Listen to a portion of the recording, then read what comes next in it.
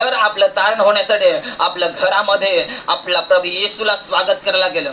आमेन. तर त्या व्यक्तीने स्वागत केलं. आपण स्वागत करण्यासाठी लाजायचं नाही. आपण लाजणार स्वागत करण्यासाठी तर फसणार.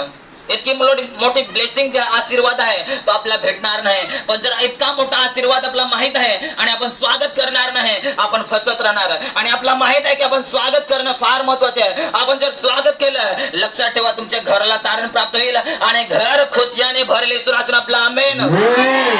ते घरामध्ये तुम्हाला आनंद भेटेल. सुरासून आपला आमेन. त्या घरामध्ये हर एक गरज तुमची पूर्ण केली जाईल. सुरासून आपला आमेन. त्या घरामध्ये तुम्ही पाहाल, लांबून पण पाहाल, तुम्हाला समजेल की या घरामध्ये काही घटी नाही, या घरामध्ये काही वस्तूची कमी नाही. चांगल्या वस्तू, चांगले अन्नधान तुमच्या घरामध्ये भरपूर राहिले. सुनासून आपला आमेन.